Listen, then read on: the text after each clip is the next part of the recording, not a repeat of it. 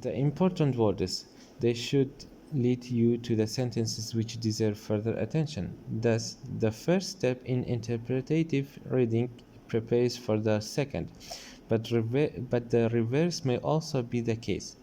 It may be that you will mark certain words only after you have become puzzled by the meaning of a sentence. The fact that I have stated these rules in a fixed order does not mean that you have to follow them in that order. Terms constitute propositions. Propositions contain terms. If you know the terms the words express, you have caught the proposition in the sentence. If you understand the proposition conveyed by a sentence, you have arrived at the terms also. This suggests one further clue to the location of the principal propositions. They must belong to the main argument of the book. They must be either premises of or conclusions. Hence, if you can detect those sentences which seem to form a sequence in which there is a beginning and an end, you probably have put your finger on sentences which are important. I said a sequence in which there is a beginning and an end.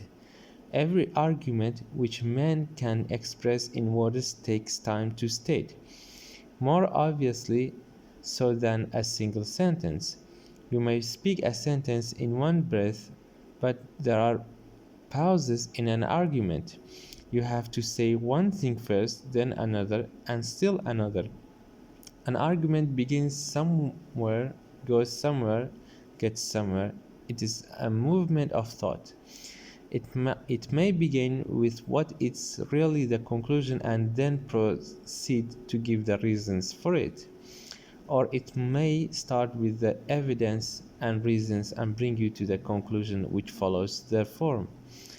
Of course, here as elsewhere, the clue will not work unless you know how to use it. You have to recognize an argument when you see one. Despite some disappointing experiences in teaching, I still persist in my opinion that the human mind is as naturally sensitive to arguments as the eye is to colors. The eye will not see if it is not kept open, and the mind will not follow an argument if it's not awake. Okay.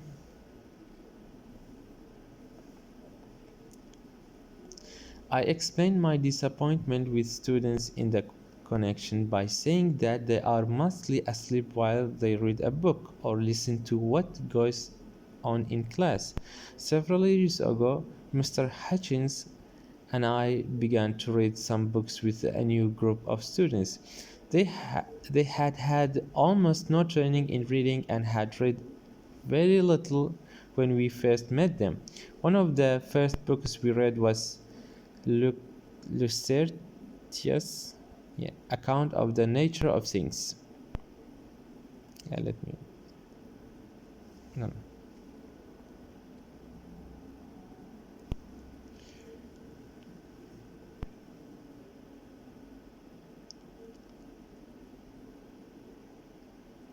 Yeah. Lucretius, account of the nature and things.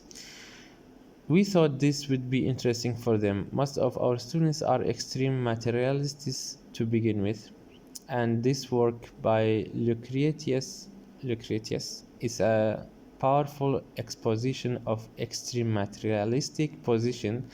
It's the most extensive statement we have of the position of the ancient Greek atomists.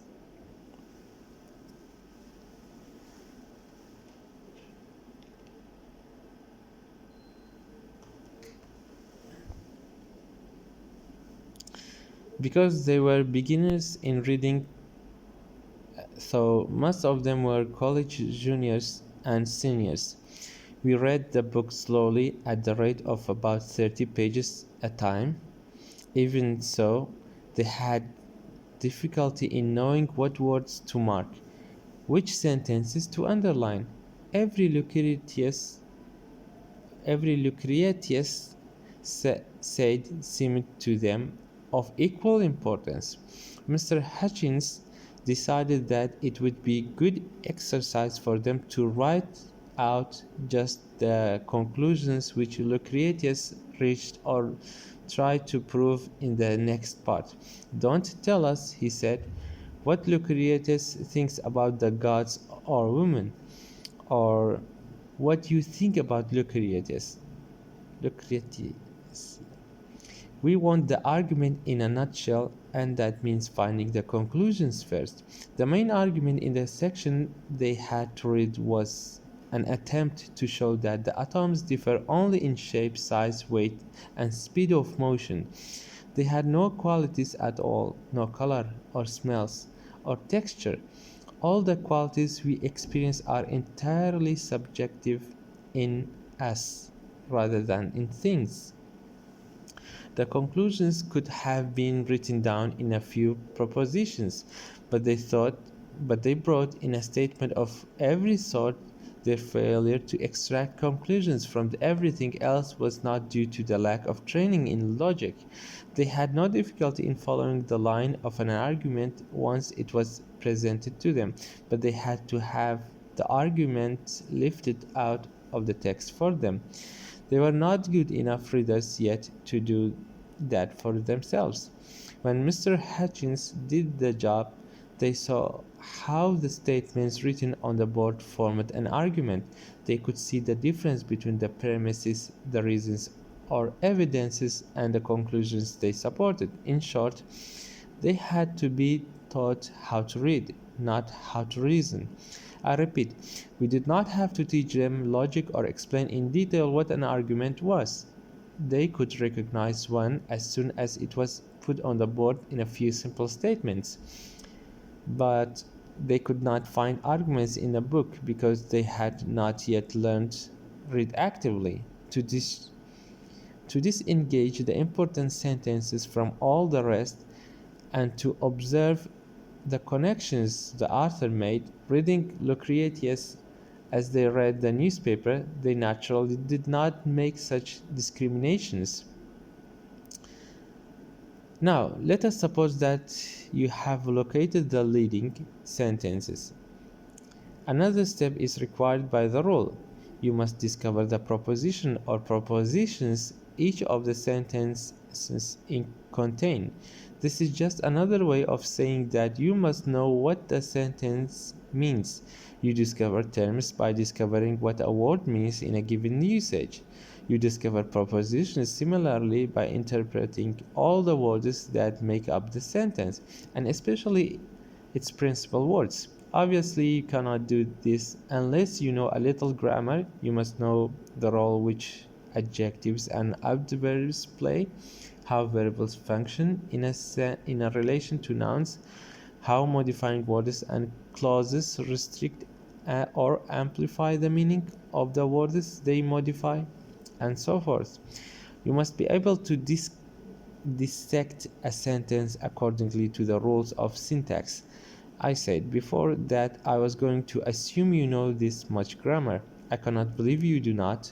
Thought you may have grown a little rusty from lack of practice in rudiments of the art of reading.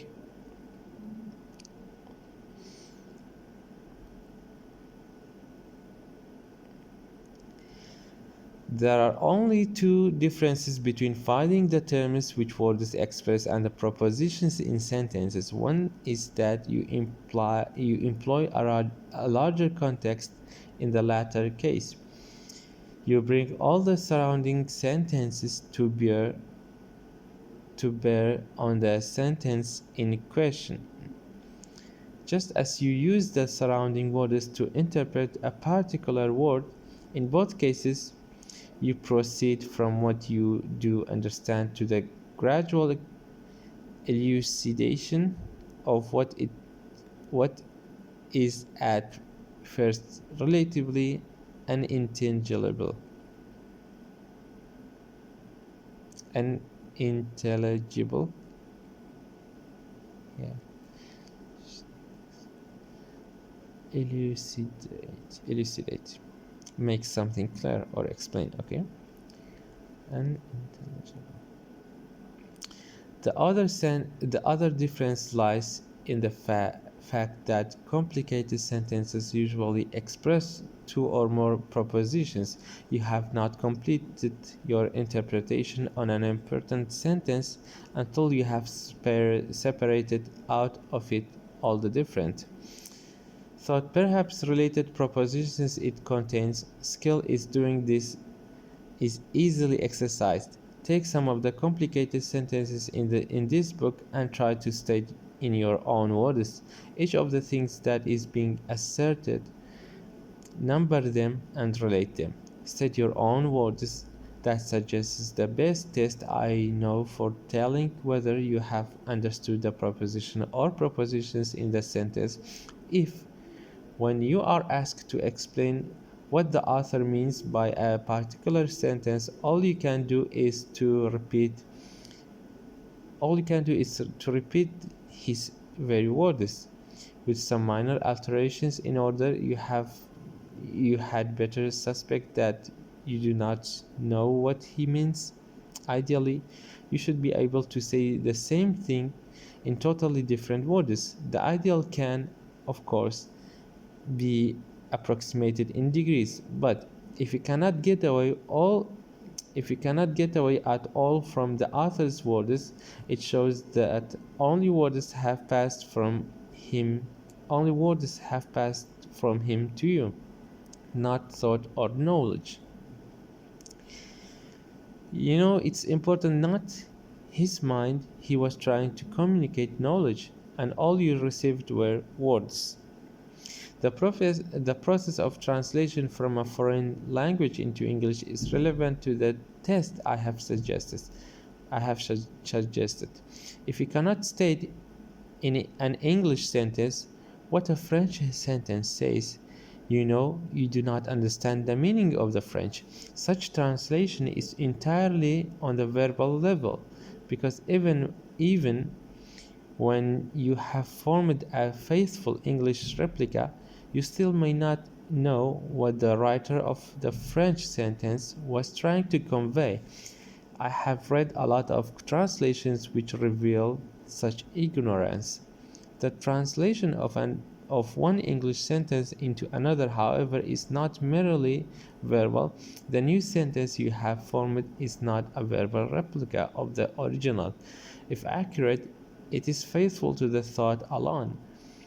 That is why the making of such translations is the best test you can apply to yourself. If you want to be sure you have caught the proposition, not merely swallowed the words, I have tried it countless times on students. It never fails to detect the counterfeit of understanding. The student who says he knows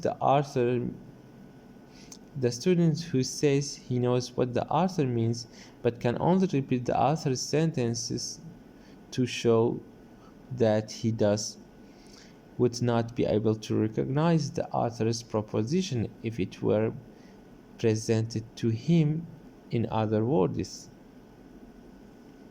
The author may himself express the same proposition in different words in the course of his writing. The reader who has not seen through the words to the proposition that they convey is likely to treat the equivalent sentence as if they were a statement of different propositions. Imagine a person who did not know that 2 plus 2 is equal to 4 and 4 minus 2 is equal to 2 were different notations for the same arithmetic relationship. To a relationship of 4 as the double of 2 or 2 as the half of 4. You would have to conclude that the person simply did not understand the equation.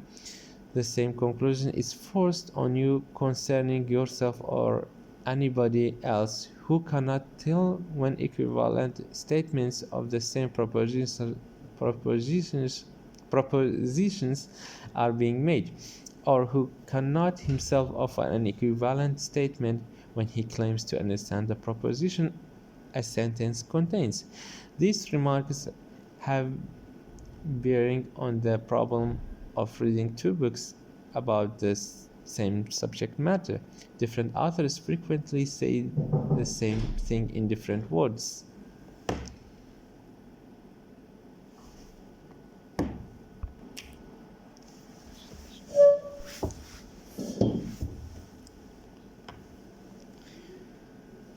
Or different things using almost the same words.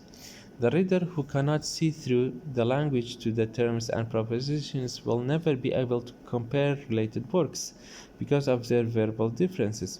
He is likely to misread the authors as disagreeing or to ignore the real differences between the verbal resemblances,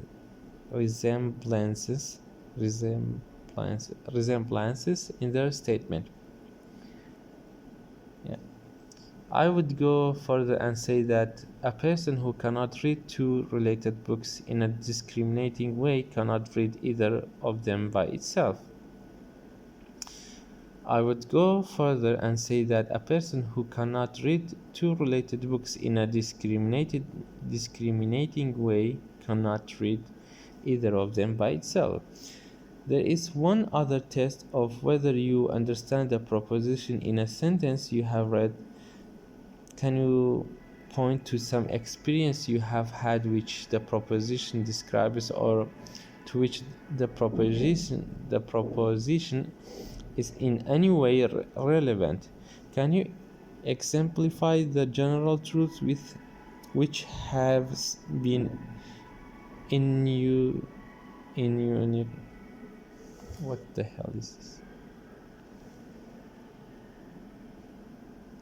Enun, enunciated. Uh, okay. Can you exemplify the general truth which has been enunciated by referring to a particular instance of it? To imagine a possible case is often as good as reporting an actual one. If you cannot do anything at all to exemplify or illustrate the proposition either imaginatively or by reference to actual experiences, you should suspect that you do not know what is being said. All propositions are not equally suspect, sus, susceptible. Let me check.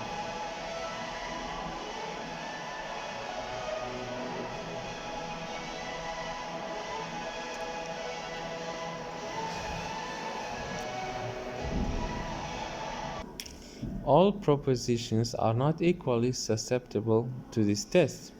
It may be necessary to have the special experience which only a laboratory can afford to be sure you have grasped certain scientific propositions. We all shall return to this point later in the discussion of reading scientific books. But here, the main point is clear.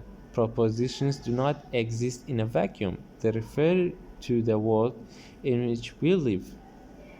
Unless you can show some acquaintances acquaintance with actual or possible facts to which the proposition refers to is relevant, somehow you are playing with words, not dealing with thought and knowledge. Acquaintance with actual or possible facts to which the proposition refers or is relevant, somehow you are playing with words, not dealing with thoughts and knowledge. Let me give you one illustration. A basic proposition in metaphysics is expressed by the following words: nothing acts expect what is actual. I have had many students repeat these words to me with the air of satisfied wisdom. They have thought they were discharging their duty to me and to the author by so perfect a verbal repetition, but the sham was too obvious. I would first ask them to state the proposition in other words. Seldom could you say, for instance, if something does not exist, it cannot do anything. Yet, this is an immediately apparent translation, apparent at least to anyone who understands the proposition in the original sentence. Failing to get a translation, I would then ask for an exemplification of the proposition. If any one of them told me that people do not run away from what is merely possible, that a baseball game is not postponed on account of possible showers, I would know at once that the proposition had been grasped. The vice of verbalism can be defined as the bad habit of using words without regard for the thoughts they should convey and without awareness of the experience to which they should refer. It is playing with words as the two tests I have just suggested indicate verbalism is the besetting sin of those who fail to read interpretatively. Such readers never get beyond the words they possess that they read they read as a verbal memory which they can recite emptily. Strangely enough, one of the charges made by progressive educators against the liberal arts is that they tend to verbalism, which the facts clearly show that it is education progressive education's neglect of the three R's which does exactly that. The failure in reading the vicious verbalism of those who have not been trained in the arts of grammar and logic shows how lack of such discipline results in slavery towards rather than mastery of them.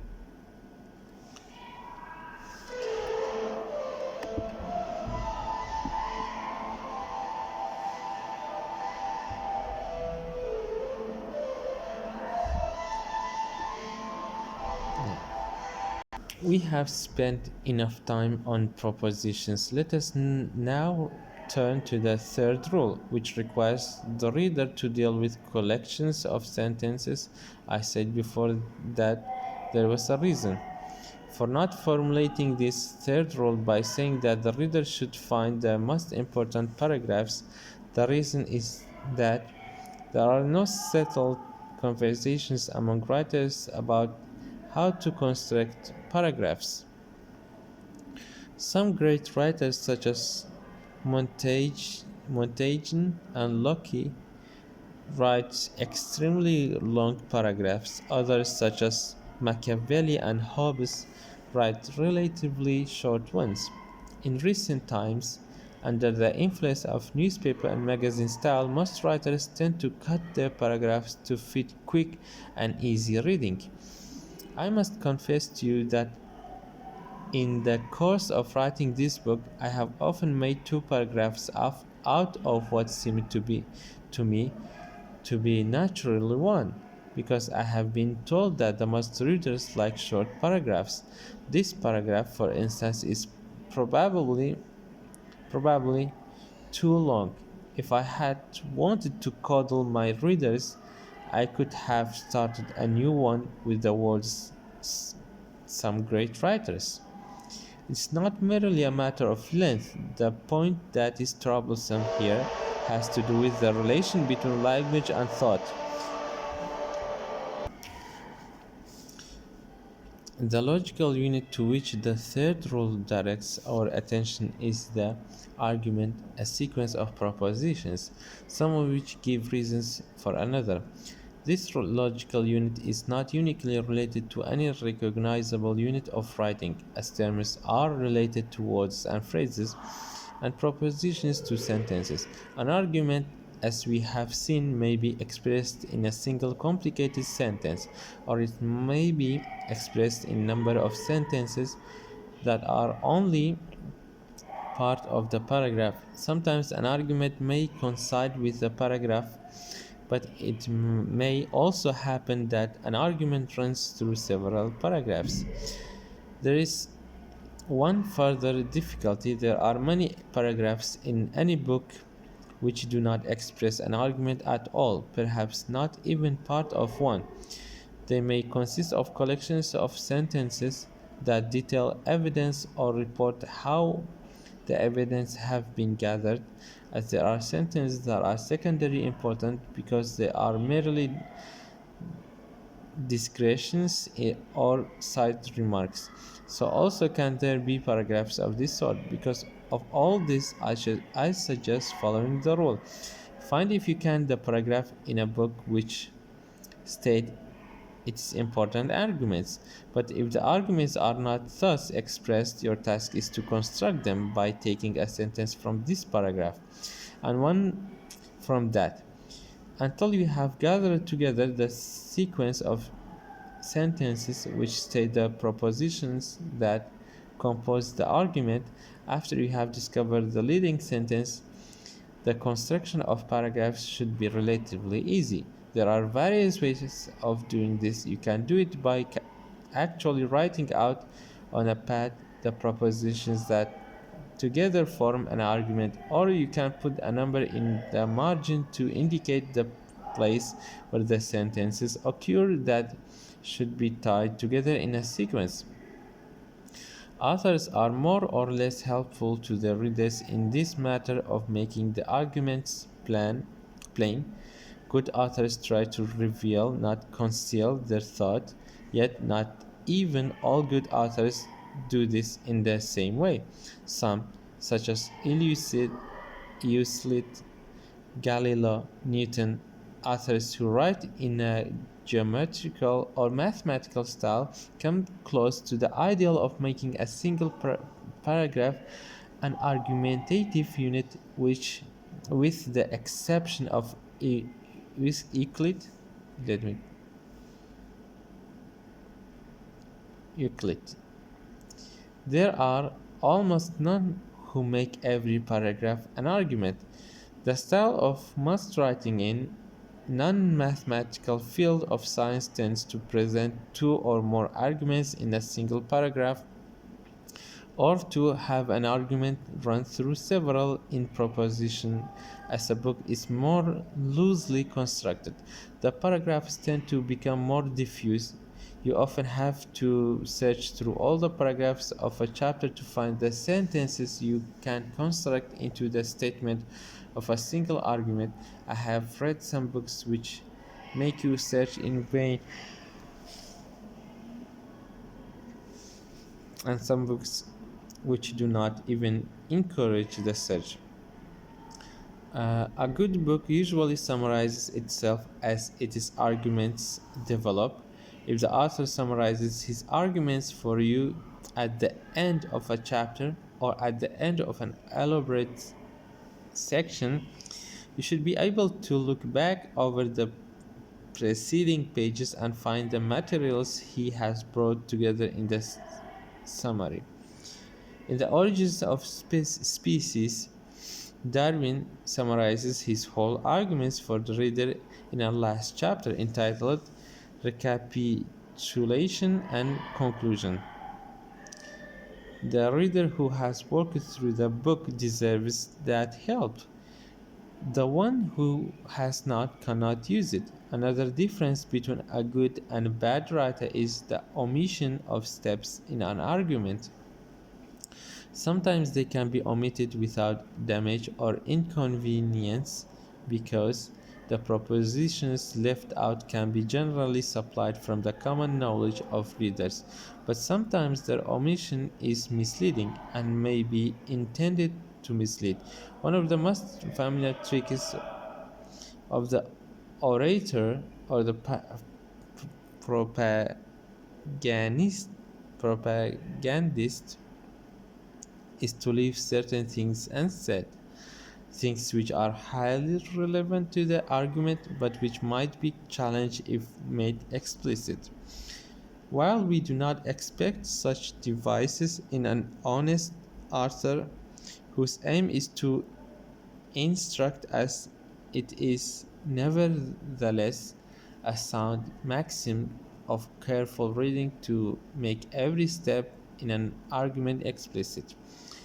Whatever kind of book it is, your obligation as a reader remains the same. If the book contains arguments, you must know what they are, and in a nutshell, any good argument can be put in a nutshell. There are, of course, arguments built upon arguments in the course of elaborate analysis. One thing may be proved in order to prove another, and this may be used in turn to make still further point. The units of reasoning, however, are single arguments. If you can find the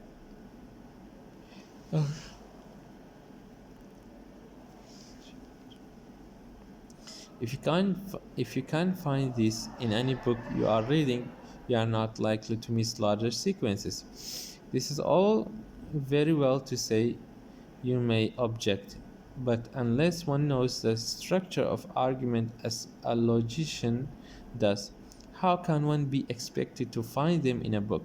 Or worse, to construct them when the author doesn't state them compactly in a single paragraph? I can answer you by pointing out why it must be obvious that you do not have know about arguments as a logician does. There are relatively few logicians in the world, for better or for worse. Most of the books which convey knowledge and can instruct as contain arguments that are intended for the general reader, not for the specialists in logic.